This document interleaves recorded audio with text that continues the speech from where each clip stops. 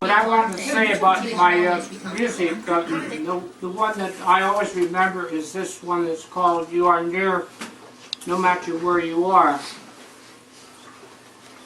And like I say, when I was a young kid, I was 3,000 miles from here in Australia. And if you remember your history, why England were putting all the people they didn't want and dumped them in Australia. That's the kind of people that were supposed to be there at that time. Well, I didn't notice any difference. The people were all nice to me. Maybe because I was nice to them, I don't know. But the dysfunctional system in families was awful over there. But anyhow, the drummer comes up to me in the band. He says, I'm going out with a girl, and she has a sister. Do you want to meet her? I said, oh, okay. So I met the sister, and it was strictly a platonic friendship. Took her to church and stuff. And after a year, well, anyhow, at the beginning, my mother says to join the Mormon church, so I joined it in Glendale because she told me to do it, and I was only 9 or 10 then. And then when I'm in Australia, after going to church for about a year, two elders come up on my shoulders and say, Brother Haub, we're going to make you an elder. I said, what? An elder! Well, okay. But I've always respected everything that the church did for me. I didn't know anything about the church. I was baptized and didn't know what I was baptized for. Because my mother told me. But I respected that. And the word respect is an important word to learn in your lives as you grow up, because you're putting a value to yourself. So all of a sudden this song came to me. Well, in the old days, people wrote all the songs that you grew up with and loved to hear had rules. The Union, it took me 30 years to get this gold car. And I can remember the day getting a letter from the Union that says, if you don't know how to play Misty, you're a fraud. Well, Earl Gardner composed Misty while he was on a train going back east and didn't know a thing about music. But anyhow, as I'm on this ship and watching all of the islands and everything, my opening theme was to go up. Now, when you write music, you're allowed to have 4 measures. You can steal somebody else's 4 measures of music. That's why I have to read everything, because otherwise I'm playing a different tune by the end of the 32 measures. There's a trombone player, and I think he's one of the Dorsey brothers that had a trombone, and he would go da-da-dee, and I don't know where he went after that. But that was my start. Then all of a sudden I was thinking of that, and then the rest of the music came to me. So that I wrote this, and of course I was a young kid, and I was romantic. I was no different than any young kid. I'm like, and everybody thinks that I wrote this song, and I probably did, because of that one girl that I had going to church with. She was from a dysfunctional family too. I didn't know anything about her. Didn't know who her mom was, who her dad was, or anything. And if they served food at her house, the fly would be in, because there's no screens on the windows and stuff in those days. But anyhow, this song, because of my age, has different meanings. Isn't that something? When I wrote this song, it was strictly for a teenager who was in love with this girl. And if you'll notice the words in all of the songs, they're all dreams. Dream when you're feeling blue. That's the thing to do. You know, it's always a dream. I don't care whose song. I don't care, P.S. I love you. I don't care what the name of the song is. All the lyrics are a dream. It's not for real.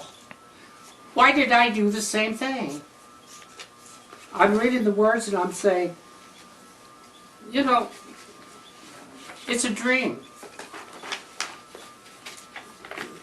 So at my age, and I'll be 90 in February, I'm looking at it from a different angle. My family is near, no matter where you are. If they're in Utah, like I call Bill, and he says he's up in Utah.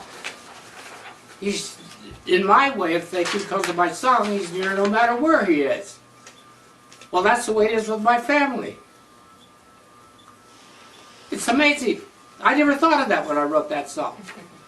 This song could actually be used as a multicultural song for all ages. For anybody.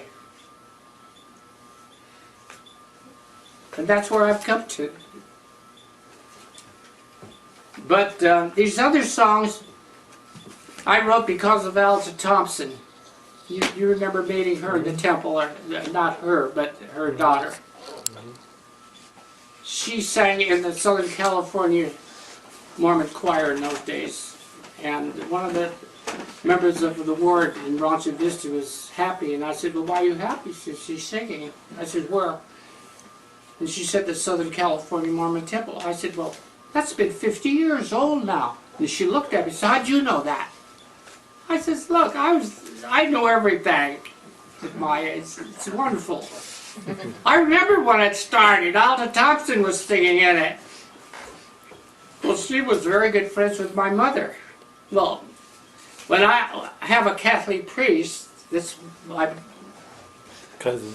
Yeah, I was almost born in Guatemala, and that's why I always have that feeling for the Central American countries. And I could talk for hours about different things. I don't know why I'm talking so much. But anyhow, she says, why don't you compose a march? So I started composing marches. And I frankly, with the marches, didn't play them much. I don't even remember what they are, but this one I've always been playing it. So do you want to play that one for us right now? Mm-hmm. I can do that. Would you believe I'd have to read it? Pull it apart. I stapled it just so we didn't get them confused. Here, let me help you. Thank you. Oh, when I get through playing this, then I'll play you some Christmas music. Will that be all right? We're going to do a short game, then we're going to have you play again. Okay. That's what I want to know. Diane, or Stevie, how does this look? And I'm always thinking of this guy with the trombone when I start this piece out. He played beautiful trombone. I think it was the Dorsey boy, one of the Dorsey boys.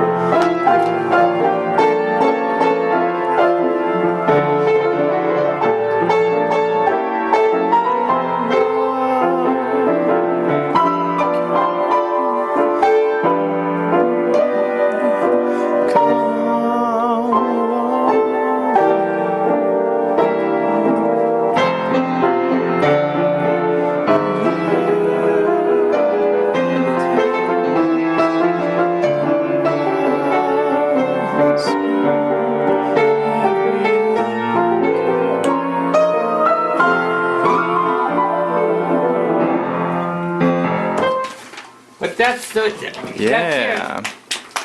Beautiful.